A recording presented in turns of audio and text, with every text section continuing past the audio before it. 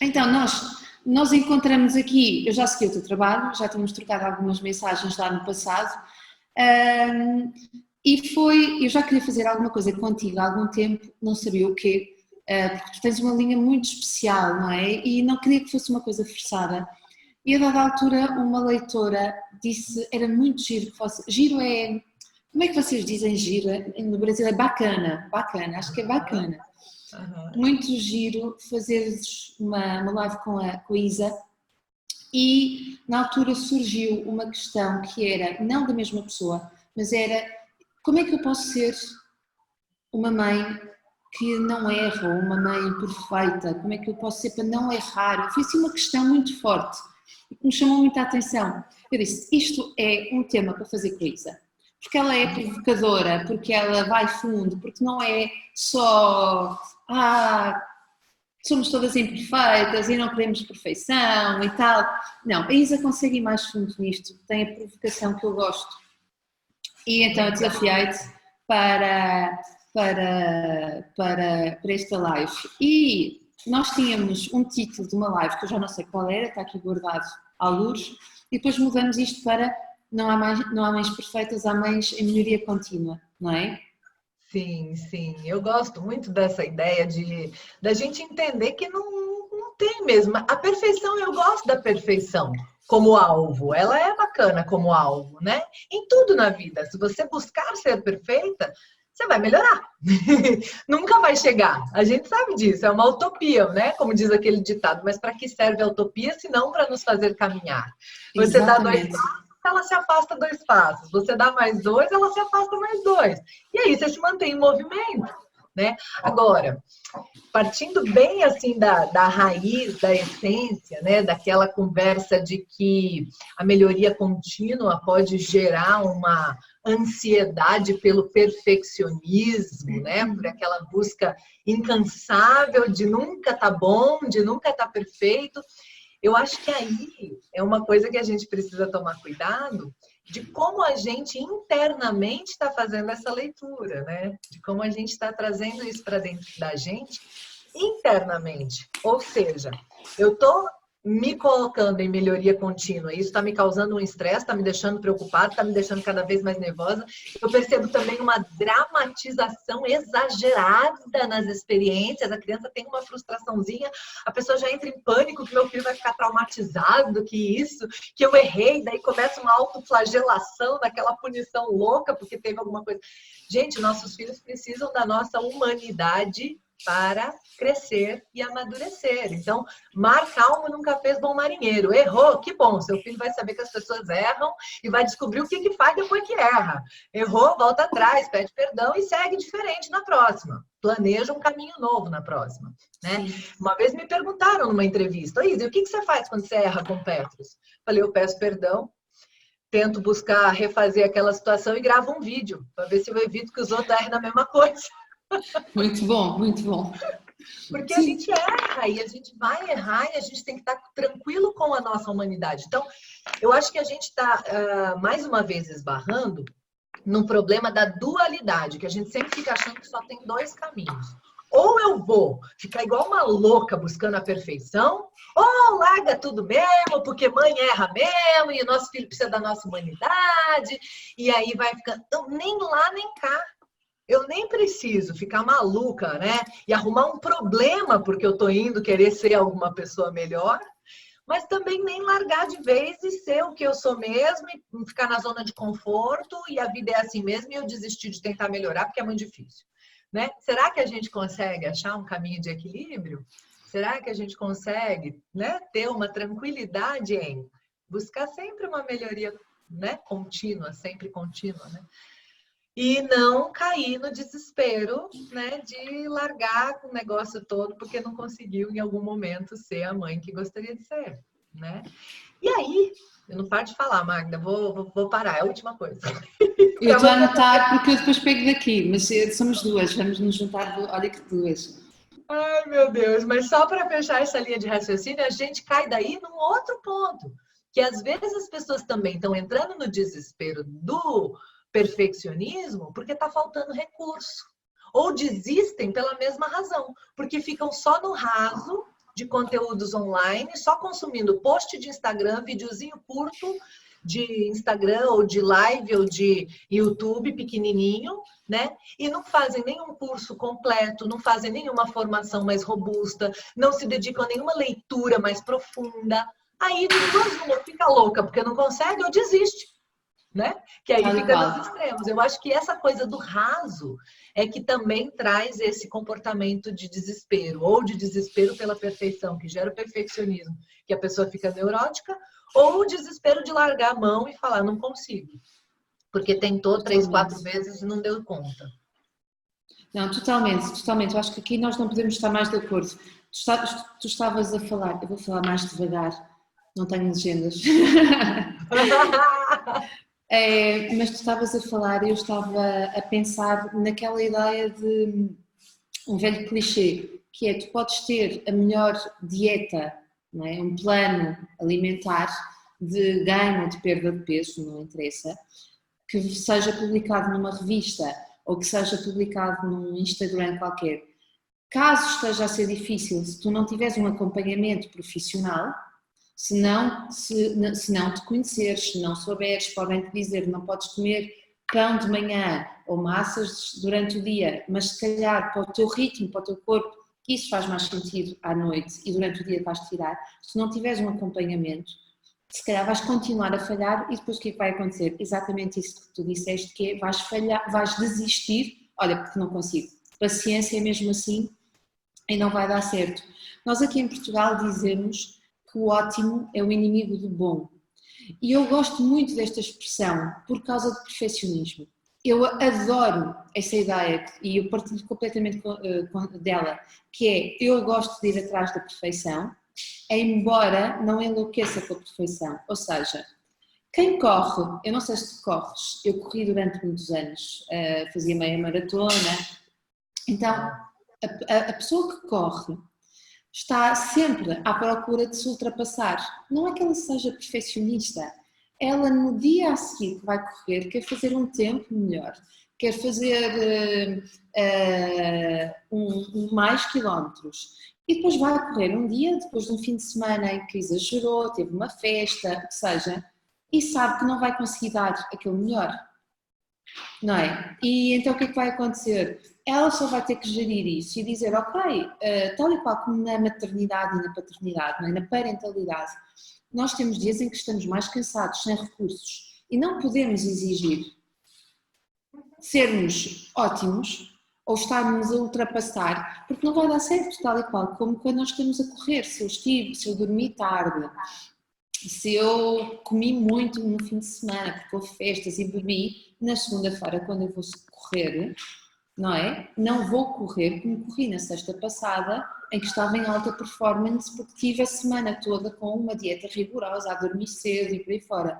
Então eu não posso exigir as mesmas coisas quando na parentalidade eu estou cansada ou tive um problema no trabalho e por aí fora. Agora, esta busca da perfeição, não doentia, como tu dizias e muito bem, mas a cada dia eu tornar-me, eu não gosto da ideia de me tornar melhor mãe, mas adoro a ideia de me tornar melhor pessoa, não é? Esta ideia da melhoria contínua, porque tal como tu também disseste, isto vai ter uma repercussão em todas as áreas da minha vida, é impossível em termos comportamentais, eu melhorar numa área e não melhorar na outra, não é? E portanto esta ideia, eu começava pelo ótimo inimigo do bom, eu quero querer, eu não preciso querer o ótimo, às vezes basta o bom. Se eu quiser o ótimo posso estragar, não é? E essa ideia que tu falas da humanidade, eu vou contar aqui uma coisa que é, tu dizes, quando tu erras com os teus filhos, o que é que tu fazes? Eu, quando os meus filhos mudaram de escola há uns anos atrás, eu não tinha ideia que muitas pessoas me conheciam naquela zona. E então, na escola onde eles estavam, então, o meu filho tinha 3 ou 4 anos e eu estava a falar nas plataformas sobre o regresso às aulas, a dizer o que é que se devia fazer e o que é que não se devia fazer. E um clássico de que não se deve fazer com os pequenos é, e agora aqui no Brasil vocês estão em pleno regresso às aulas, o nosso regresso às aulas é em setembro. Sim. Então eu fui levar o meu filho à escola Isto tinha dito que não, para os pais não ficarem à porta da escola, à porta da sala, a dizer tchau, filho, à conversa com os pais, com os outros pais, não, deixa o filho e vai embora. E eu escrevi sobre isto, eu estava cansada, é o meu segundo filho, eu sei disto, que não podes fazer uma coisa destas, ou não deves fazer. Se o fizeres, vais ter a resposta. E eu tinha, penso, publicado nesse dia ou no dia anterior, exatamente aquilo que não era suposto fazer, e eu fiz. E o meu filho fez exatamente aquilo que qualquer filho, que uma mãe fica à porta à espera faz, que é: mãe, não te vais embora agora, fica, eu quero ficar, eu quero que tu fiques. E começou a chorar, e agarrou-se, o clássico, agarrou-se às minhas pernas. Eu pensei: não, eles agarram-se mesmo às pernas, tal e qual, como nos filmes. E eu tive que agarrar nele e dar-o à professora e pedir, por favor, pegue nele. Aquelas coisas todas que tu sabes que não é A gente suposto sofre fazer. duas vezes, né? Como mãe e como disseminadora desses conteúdos. Tal e qual. Então eu cheguei ao carro e disse: Tem tu dia que eu falo assim, não, amanhã eu não vou fazer Manhã Sem Limites, eu não tenho moral. Não, eu costumo dizer, eu devia ir frequentar um curso de parentalidade para isto não me acontecer outra vez. Então, vai acontecer, porque justamente eu acredito que educar é humanizar a criança, é humanizar a relação. E nós somos todos humanos, e porque somos humanos, erramos. Agora, a forma como nós vamos lidar com isto, não é? Se aquilo nos vai aqui fazer mal ou não, depois é uma E questão que a sabe gente... uma coisa? É a forma como a gente lida com a gente mesmo quando erra, educa mais do que o resto todo que a gente está consciente. Então, às vezes, a gente está se martirizando tanto porque errou com a criança e ela não está mais nem sentindo a consequência daquele erro. Ela está agora absorvendo que quando erra, se martiriza desse. Sim.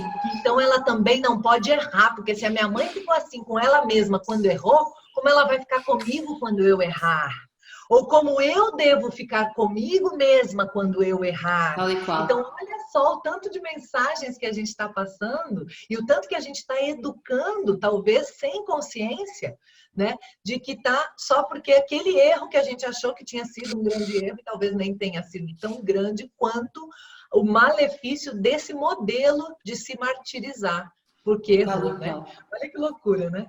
Não, isso é tal e qual, tal e qual. Nós ensinamos só por existir, não é? Nós existimos e já estamos a ensinar. E eu acredito que o sentido do humor é a melhor forma que nós podemos...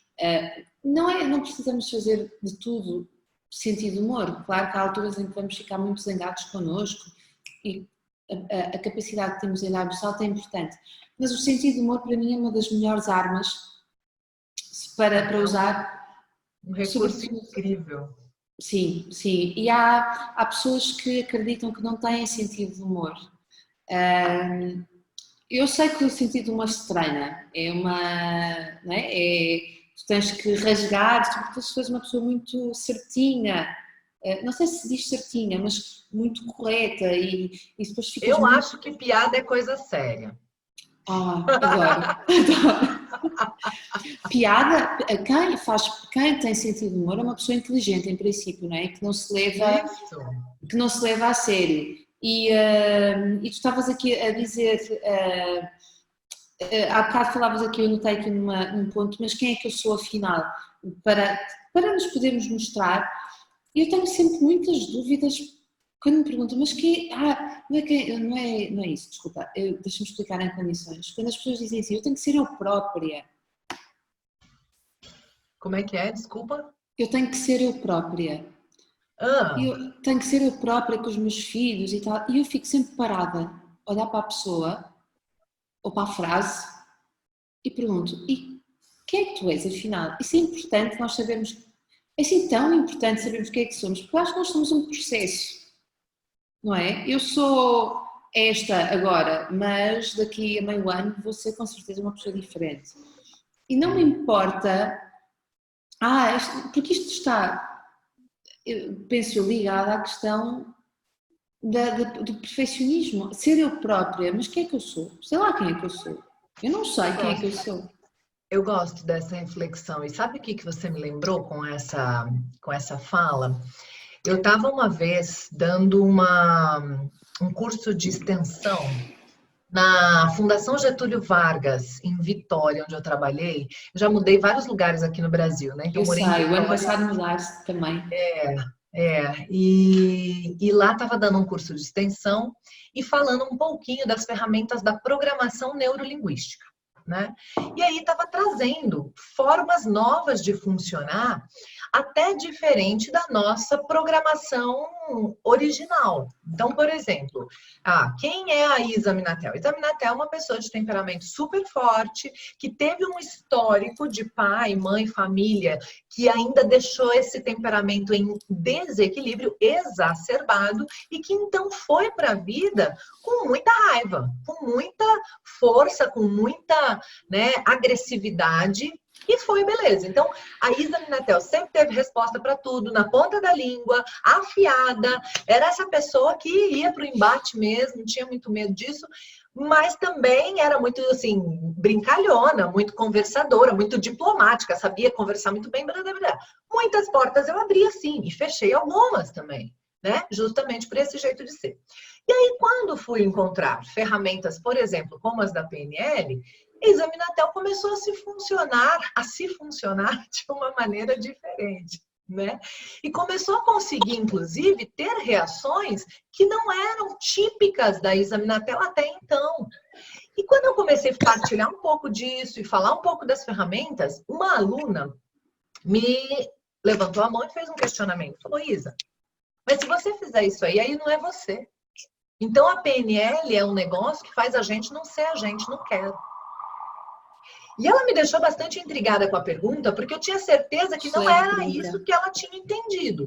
Mas eu também fiquei, como é que eu vou fazê-la entender que não é isso? E como era um curso de vários dias, eu tive a oportunidade de ir embora, dormir, pensar e voltar para responder, né? Dei uma resposta na hora, mas fiquei com aquilo na cabeça e voltei no dia seguinte e falei, olha, queria te falar mais uma coisa sobre a pergunta de ontem, né? Porque ela realmente mexeu comigo. Na verdade, na essência, dentro de mim, eu também tenho a paciência, eu também tenho a forma reflexiva de responder e de entregar de outra maneira o conteúdo. Eu tenho.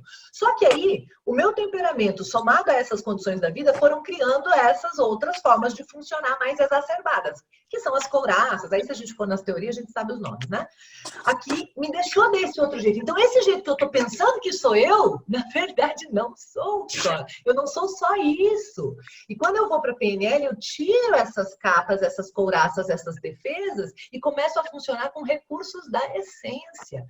Então, na verdade, é que a PNL ou outras ferramentas, aqui eu estou falando da PNL que é um exemplo que aconteceu, né? Sim, mas a gente sim. pode estar falando da disciplina positiva, a gente pode estar falando da pedagogia Montessori, a gente pode estar falando de um equilíbrio do próprio temperamento, tudo isso, né, da comunicação não violenta, da criação com apego. Aí a gente pode chamar do nome que a gente quiser, de qualquer ciência séria de relações humanas, né?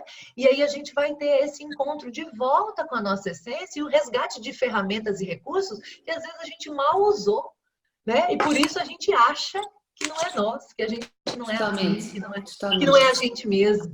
Mas Sim, é a gente mesmo. e depois isso também nos leva É a uma questão que é a própria flexibilidade, o quão flexíveis nós somos e a possibilidade que nós temos de escolher quem queremos ser numa determinada situação. Isso não faz de nós pessoas falsas. Eu vou perante uma situação, escolher o melhor comportamento, a melhor atitude, que me vai trazer mais benefícios, sejam eles ecológicos naturalmente, não é? Que não vão trazer dano às pessoas. Portanto, esta questão aqui É a mesma coisa que você tem um prego para pregar na parede. Você vai usar a chave de fenda, o martelo ou o serrote? Eu vou aquele usar que o eu souber martelo. usar melhor, sim?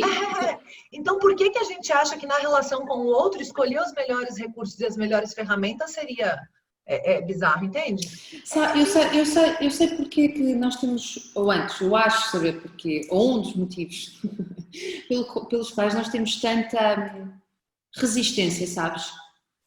É suposto que nas relações interpessoais nós sejamos autênticos e espontâneos.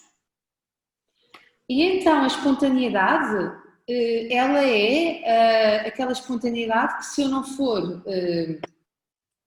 Se eu não ficar nervosa, se eu não for aquilo que eu acho que sou, eu vou sentir que estou a trair-me, sabes? Então eu tenho que ser Sim. espontânea. Não, se eu escolher, isso quer dizer que eu sou pragmática, que posso ser fria e por aí fora. Não, eu posso ser, eu acho, sinceramente, eu acho que isto é uma prova de inteligência. Eu adaptar-me às situações que vão e saber estar em diferentes contextos super flexível. Eu posso estar cheia de medo, posso estar super cheia de raiva e a atitude preferível naquela situação é ser uma pessoa paciente, ouvir para fazer com que a outra pessoa não escale em termos de reação, porque eu sei que a minha calma vai trazer calma para a pessoa. Mas eu também posso, eu que não sou uma pessoa normalmente reativa, eu posso reagir, fingir que estou reativa, porque é o que a situação me está a pedir. E eu, na minha base, na minha essência, eu não sou reativa. Então, eu acho que se eu tiver esta noção de que é que a situação me está a pedir, é muito importante eu poder adaptar. E isto não faz de mim uma pessoa imperfeita, não é? Ou diz. Eu também sou igual, também não me calo, é horrível. Eu também, amiga, estamos juntos. Duas coisas para falar sobre isso. A primeira é que talvez na hora que você decide tratar com mais estratégia cada uma das relações, das questões que lhe aparecem, pode ser que num primeiro momento você tenha assim uma perdazinha de espontaneidade, porque você está procurando dentro de si o melhor recurso. Então você fica por ali, às vezes até não tem resposta no primeiro momento. O Marshall Rosenberg fala disso, que quando ele começou a comunicação não violenta, ele teve uma situação com o filho, que o filho pediu um negócio, ele já ia dar um esporro, ele segurou e o filho falou, e vai demorar muito para responder? Ele falou, se eu for responder rápido, eu vou mandar você, né, pra lá. Na verdade, no inglês era, eu vou dar um chute na sua bunda, né? Aí ele falou, não, pai, então tome o seu tempo. Tem o tempo que você precisar aí para você responder melhor. Então ele perdeu daquele momento um pouquinho da espontaneidade para ter um resultado melhor. E aí, à medida que você vai exercitando estes novos recursos que são seus, e portanto não são fingimentos, são você acessando, é você mesmo acessando novos recursos dentro de você, né? Que você sempre teve, mas que eles estavam menos utilizados por conta das circunstâncias da vida e da nossa falta de consciência, né? Quando você acessa esses novos recursos que são seus, mas tudo bem, se você quiser pensar que é fingimento, pode, daí você assiste o TED da Amy Cuddy que fala finja até se tornar. Porque o que acontece? Sim. Quando você vai usando esses recursos, você está criando uma nova base condicionada de comportamento. E aí ela vira também uma base que você se acostuma. À medida que você se acostuma, a espontaneidade volta. E aí você consegue usar os novos recursos com a espontaneidade de antigamente. Então não se preocupe, se perdeu momentaneamente um pouquinho da espontaneidade, é parte do processo. Tá tudo bem, ela volta daqui a pouco, né? Fake E a it till you segunda make it, não coisa, é? a segunda coisa é justamente essa questão do fingir, porque eu acho que isso afasta muita gente. Ah, não, se eu tenho que fingir alguma coisa, então não vou. Então não finja, entenda que está dentro de você. Ah, tá bom, para mim tá tudo bem fingir, então finja até se tornar, tá tudo bem para todo mundo. Importante. É isso mesmo, high five aí. Não O importante é a gente entrar no processo de melhoria contínua, porque é disso que nós viemos falar aqui. Exatamente. Sabe? Para ter melhores resultados. O que adianta? Eu sou assim, eu sou espontânea e está se ferrando toda na vida, nas relações. Sim, eu tenho o coração mole e não sei o quê, continuo a acreditar nisso. E isso só me está a trazer prejuízos, mas normalmente, se nós continuamos nesse hábito e dizemos que é mau, mas continuamos é porque ele nos está a trazer alguma coisa boa, não é? Está a trazer alguma coisa boa. Em português aqui de Portugal há um ditado que diz o hábito faz o monge, não é? Aquilo que o monge veste chama-se hábito, não é? E o hábito torna-nos monges ou torna-nos aquilo que a gente quiser. E esse é um ponto importante. Isa, nós tínhamos aqui, nós juntamos e podemos estar aqui horas a falar, mas nós tínhamos colocado esta nossa conversa em 3 pontos, tínhamos orientado esta conversa para 3 pontos. E eu se calhar vou saltar já para a parte da vulnerabilidade, E depois se der, porque eu acho que ela encaixa aqui muito bem, e se der para falarmos naquele tópico que estava no meio, falamos ainda, mas podemos falar sobre ele até noutra altura. Vulnerabilidade. Tem-se falado tanto sobre vulnerabilidade, eu acho que se pesquisares as hashtags, são imensas, imensas, imensas.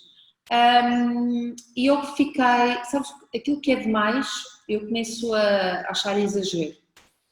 E comecei a perceber que a vulnerabilidade está na moda, o que causa neste momento, e aí sim, agora acho que podemos falar de falsa vulnerabilidade.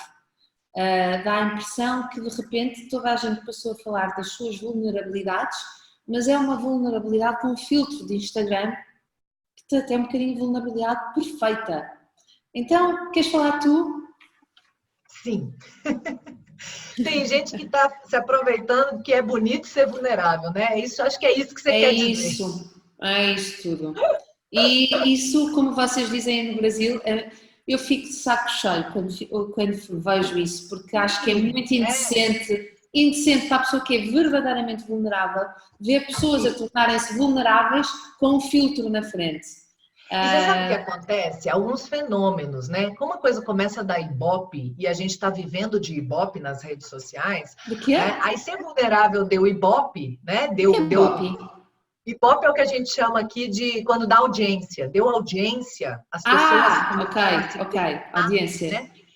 Então a gente começa, por exemplo, teve uma pessoa aqui no Brasil que ficou famosa quando foi no Big Brother Brasil, né? Pela sua burrice, pela forma besta de se colocar. Sim. E tal. Pronto, ela usou isso para sempre. Agora ela não é burra, ela é inteligente pra caramba, tá riquíssima, mas continua se fazendo de burra e tá todo mundo dando dinheiro e audiência para ela nessa forma, né? Então acho que a vulnerabilidade está passando às vezes por isso também em alguns pontos, né? Porque as pessoas começam a achar bonito ser vulnerável, né? E começam a achar bonito não dar conta de algumas coisas, ou até mesmo fingir que não dá, ou colocar que não dá, né? Até para ter aquela coisa ali, né? E isso é um grande problema, porque quando você olha, né, você pensando na audiência, nas pessoas que estão assistindo em geral, vem alguém postando que está vulnerável, mas você vê que não condiz, não é verdade, não tem, né, a congruência ali da realidade, e isso se percebe, a gente sente isso, né? A gente começa a ficar de novo, igual quando a gente vê revista de moda, né, de beleza, aqueles corpos perfeitos, aquela coisa, que a gente sabe que lá na realidade não é bem assim. Quando você tira Photoshop, quando você tira luz, quando você tira, né? Então, aí a gente fica correndo atrás de uma perfeição que é do outro e que não existe. Ainda é isso, né? Aí que é mais um problema grave, né? Aí sim a gente começa também a se cobrar, a entrar num processo de desespero interno ali que não vai trazer grandes resultados. E depois eu também penso no seguinte, quando eu penso nestas pessoas que começam a falar sobre a sua vulnerabilidade de uma forma pop no sentido vão torná-la banal. A vulnerabilidade não é igual para todas as pessoas. Não é? Eu não sou vulnerável, se calhar, nas mesmas coisas em que tu és. Ou se calhar somos, porque eu até acho que nós somos muito parecidas em muitas coisas. Mas a verdade é que nós não somos vulneráveis em todas as coisas. E há, por exemplo, vulnerabilidade pode ser uma mulher que tem dificuldade em engravidar e tem dificuldade em dizer perante as suas amigas que já vão no segundo filho que não está a conseguir engravidar. Então vai dizer, não estou ainda preparada, ou é uma coisa, vamos deixando, estamos a treinar, estamos a tentar, e vai arrastando, e assumir que não está a dar certo, que está a ser difícil, isso é enfrentar esse medo, isso que a torna para ela, à vista dos outros, menos capaz, e se calhar os outros nem a acham menos capaz, têm pena dela, porque desejavam que ela conseguisse isso. E um divórcio torna uma mulher e um homem super vulnerável, pode tornar super vulneráveis para quem o casamento é uma instituição e para quem o casamento é uma coisa importante. E portanto, mas para outra pessoa está tudo bem, olha, não estava a dar certo, vamos à nossa vida e vamos ser felizes com outras pessoas porque entre nós não estava a dar certo. Então, o que é para ti vulnerabilidade ou para aquela conta, para aquela pessoa de uma determinada conta, não sou eu.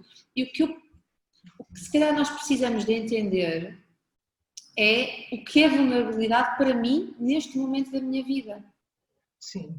Não é? E rede de apoio conta, e todas as relações. Na verdade, quando você, por exemplo, tem sei lá, uma pessoa que perdeu, está sofrendo um luto, perdi o pai.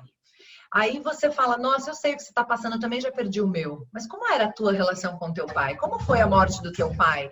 Foi de repente? Ele já estava idoso? Então, assim, não existe comparação de vulnerabilidade, né?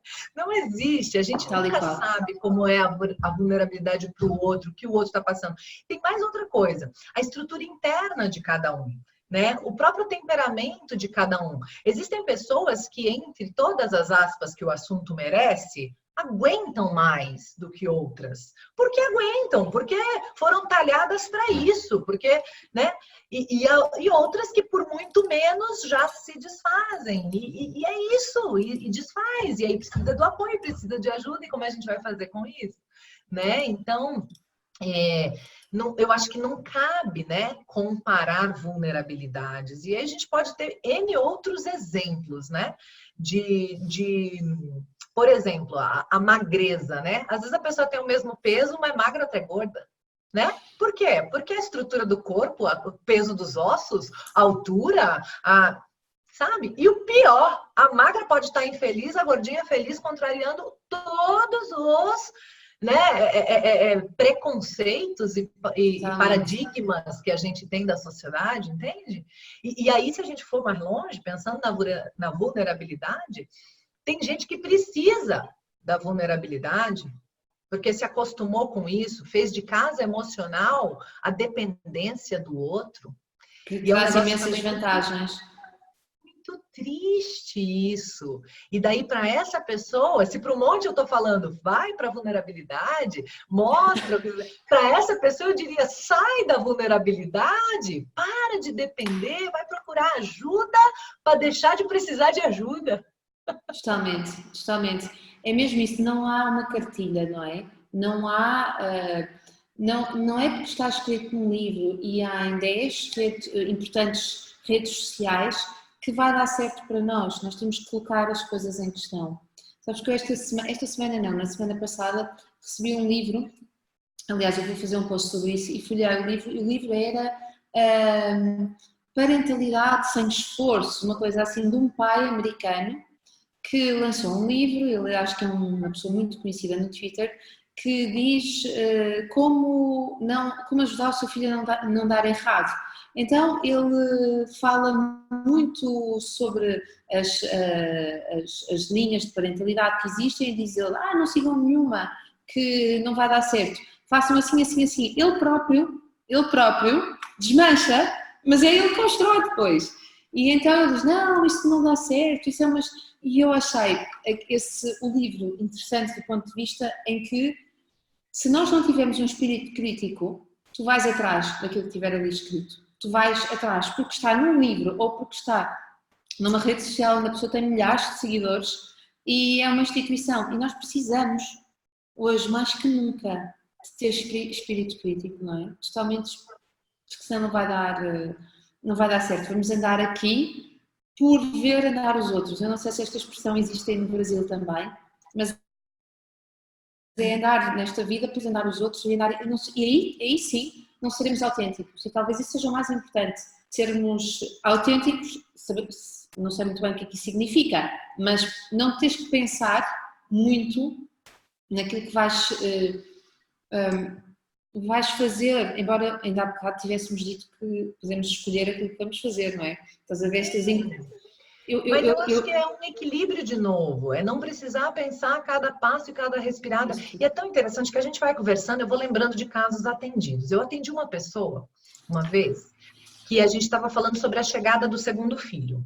E aí ela estava tão preocupada com o que fazer com o primeiro, e é realmente algo a se preocupar, eu acho super importante se preparar para isso, né? Porque às vezes a gente acha que o problema é o bebê que está chegando e na verdade o grande desafio é o maior que já está aqui, né? E aí, mas ela estava num grau de preocupação que mesmo depois da gente já ter feito todos os alinhamentos, que eu julgo muito importantes e necessários mesmo para isso, ela me perguntou coisas num nível de detalhe do tipo: mas quando ele for conhecer a irmãzinha, onde deve estar a irmãzinha? No meu colo? Eu não sei! Ela vai estar mamando, vai estar no colo, ela não vai estar dormindo, vai estar no lugar dormindo, ela vai estar... Como assim, onde deve estar a irmãzinha? Não é disso que nós estamos falando. Em que lugar na vida? Em que lugar, sabe? Na relação da família. É mostrar que tem espaço para esse menino que está aí todo ameaçado pela chegada do outro, né? Mas que ele continua tendo vez, voz, centro, lugar, né? Então, assim, não interessa onde vai estar o bebê na hora que ele chegar fisicamente, entende? É claro que fisicamente, se você entender o processo, você vai ajustar fisicamente também, né? Mas não tem essa regra tão... Então, é aí que eu falo do limiar entre a gente estar buscando ser melhor e o perfeccionismo, né? É o limiar. Você estar buscando, estar em busca das informações, maravilhoso. Você está no desespero de até onde que eu vou botar, o que eu vou fazer, e precisar de uma outra pessoa para dizer isso para você, que aí a gente entra na vulnerabilidade, na dependência, de tudo isso que a gente está falando. Sim. É o que preocupa. Aí é que preocupa. E aí é o que você falou. É ouvir o que o outro diz e fazer o seu próprio filtro do que cabe para você. Do que é legal para a tua realidade, para a tua vida, né? Para tua, né? Ai, porque o outro fez... Aqui no Brasil a gente fala Maria vai com as outras. Não sei se fala aí também. Sim, né? sim. Maria vai com todas. Não é com as outras, é com todas. Nós vamos logo com todas. Né? Então, porque fulana fez, porque não sei o que deu certo. Não sei como vai ser a minha experiência, né? Então, eu posso pegar as experiências de todo mundo e falar, beleza, eu tenho essas opções, eu tenho essas referências. Vamos ver o que eu vou precisar, o que eu vou querer, o que vai caber aqui na minha realidade, Sim. na minha vida, com o meu marido, com o meu filho, com a minha criança, comigo, né? Porque tem coisa que cabe para os outros, a hora que eu vou tentar fazer, sai tudo errado. Eu falo, meu Deus, esse recurso aqui não quero não, viu? Obrigada, deixa para fulano que está funcionando para ela, que bom, Deus abençoe. Né? Uma outra coisa também que eu acho que durante a nossa conversa já me veio em mente e eu acho legal trazer, é que às vezes a gente está com uma ideia, né, de, por exemplo, a gente pega o conhecimento fragmentado de alguém lá que disse assim... eu vi que tinha que deixar a criança fazer por ela mesma, não devia ficar ajudando uma coisa que ela já conseguia. Beleza. Aí a menina tinha 5 anos e a mãe estava lá, não, você já consegue, vai, você já consegue, não sei o quê. Mas essa mãe estava com uma criança novinha, para essa de 5 anos, um bebê novinho, e essa de 5 anos estava desesperada, né? Eu acabei dando 2 exemplos de chegada de irmãozinho por pura coincidência, tá? Mas só para mostrar que, às vezes, o que cabe para um não cabe para outro. Desesperada para garantir o seu lugar de volta. Então, nessa hora, sim, a gente precisa ajudar de novo, mesmo naquelas coisas que eu já conseguia, por um pouquinho de tempo, só para matar esse desespero que bate ali de se eu ainda tenho vez. Né? E aí passou esse processo, volta a valer o desenvolvimento, né, essencial. Então, o fato de a gente ter a necessidade de estudar para conseguir personalizar as informações e as experiências que nos chegam.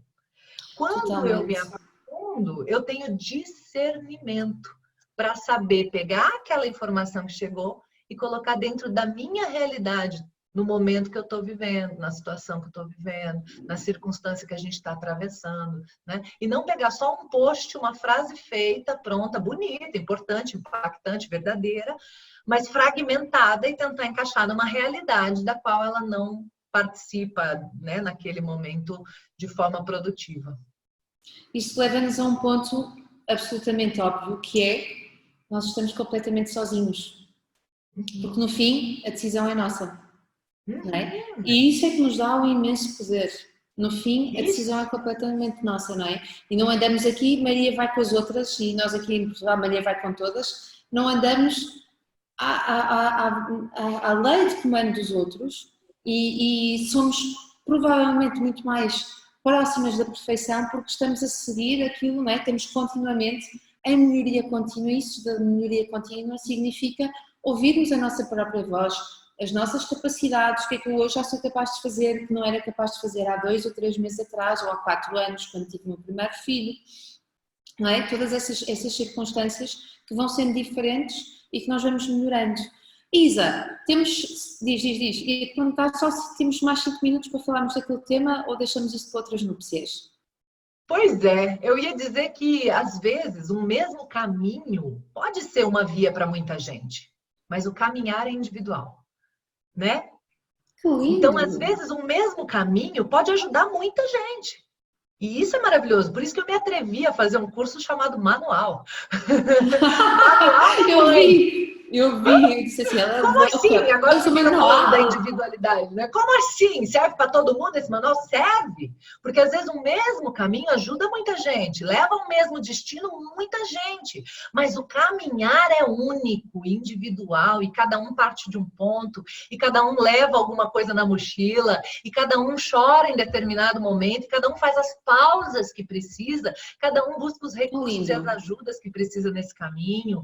Então, o caminho pode até ser parecido, mas o caminhar é individual, né? É Muito único, bonito isso. exclusivo, até porque cada um vem com uma missão nessa vida, inclusive de melhoria contínua interna, né? Cada um veio nessa vida para melhorar alguma coisa em si. Né? Então, o que eu preciso melhorar, às vezes, é exatamente o contrário do que o outro precisa. Né? Eu e minha mãe somos exemplos disso. Eu falo, mãe, a minha meta é me tornar parecida com você. Ela fala, e a minha é me tornar parecida com você, porque né, ela é Nossa. tranquila, ela é calma, ela é zen, ela é de boa. E eu sou toda enérgica, toda. Só que ela, às vezes, precisava falar e não falava. Eu, às vezes, precisava ficar quieta e não ficava. Então, a minha caminhada é buscar o que ela já tem de fábrica. A caminhada dela é buscar o que eu já tenho de fábrica. Então, mesmo que a gente esteja indo para o mesmo destino, buscando os mesmos recursos, a mesma programação neurolinguística, criação com apego, as mesmas ferramentas, mas elas vão trabalhar diferente em cada um de nós com base na sua evolução, né? E sobre o outro ponto, eu acho que a gente vai ter que deixar para outro dia. Eu acho que sim, ainda bem que não revelamos, ainda bem que Até não porque revelamos. rende, hein?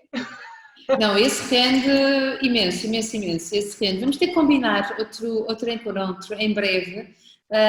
Eu acho que dá aqui, quem ouvir esta nossa conversa vai ficar com imensa informação, não é informação, com belas questões para se colocar, não é? Com belas questões para se Sim, colocar, acredito para ir nisso. pensando no que é que está, não é? E acho que muito essa é a nossa missão das duas, que não é dar, embora tu dês um manual, mas é um manual com as melhores provocações, eu vejo assim, é uma provocação total. Cada um de nós tem que fazer o seu próprio caminho e pá, pode ser assustador, mas a gente vai ter que o fazer mesmo porque isso é que vale a pena, não é? Isso é que vale a pena. Olha, eu gostei imenso, imenso, imenso de estar aqui contigo. Queres acrescentar mais alguma coisa, Isa? Olha, eu diria só que eu comparo essa história de caminho, caminhada, manual, como um livro de receita, cuja primeira linha do modo de fazer diz que, na verdade, não tem receita, Não tem receita.